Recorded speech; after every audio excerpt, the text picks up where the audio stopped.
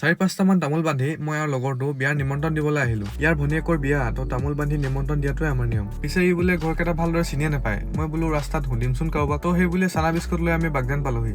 সেইখনেই বাগজান, য'ত এই 2020 চনত অইল আৰু গেছৰ লিকৰ ফলত যে গোটেই গাঁও জুই লাগি গৈছিল। সেই তেতিয়া কিন্তু এইবোৰ গোটেইবোৰ জুই লাগি নাইকিয়া হৈ গৈছিল। এতিয়া পিছে সেউজীয়া হ'লগৈ, মানুহে খেতিও কৰি আছে। এইবোৰ চক, গোটেইবোৰ জ্বলি একদম নাইকিয়া হৈ গৈছিল। একেবাৰে মৰুভূমিৰ নিচিনা হৈ গৈছিল। কিমান যে মানুহৰ ঘৰ বাৰী জ্বলি খতম হৈ গ'ল। সেই অভিশপ্ত দিনটো হয়তো বাগজানবাসীয়ে কেতিয়াও পাহৰিব নোৱাৰে। ইয়াৰ ক্ষতিপূৰণ পিছে ৰাইজে নোপোৱা নহয়, কিন্তু তথাপিও দিয়কচোন, এইডোখৰে সেই ঠাইডোখৰ য'ত সেই জুইকুৰা জ্বলি উঠিছিল। এনেকুৱা দিন যাতে আৰু কেতিয়াও দেখিবলৈ নাপাওঁ, তাকে তুতি কৰিছো। বাৰু এতিয়া তামোল কেইটা দি লওঁ, মানে নিমন্ত্ৰণ ভাগ আৰু। এই বৰষুণটোৰ কাৰণে গোটেই এইবোৰ জপনা চপনাবোৰ তিতি আছে। প্ৰথম নিমন্ত্ৰণ ভাগ আমি ইয়াৰ বাইতৰ ঘৰত দিলো। তো ইয়াত বেছি দেৰি নকৰি আমি লগালগ চাহ তামোল খাই ইয়াৰ পৰা ওলাই গলো। তাৰপিছত আমি ইয়াৰ জেঠাইকৰ ঘৰ পালোগৈ। পিছে কাকো সুধিবলগীয়া নহল, ইয়াৰ ৰাস্তাটো মনত পৰিলে বোলে। ইয়াত আহিয়ে দেখিলো যে জেঠাই ধোৱা চকত মাছ শুকাই আছে। পিছে এতিয়া শুকান মাছখিনি নহয়, এই বৰা চাউলখিনিহে খাওঁ। সেইটোৰ ওপৰত কি ওলোমাই থৈছে তাকেহে ধৰিব নোৱাৰিলো। তো চাহ জলপান খাই মুখত তামোল এখন ভৰাই আমি বাৰীৰ পিছফালে আহিলো।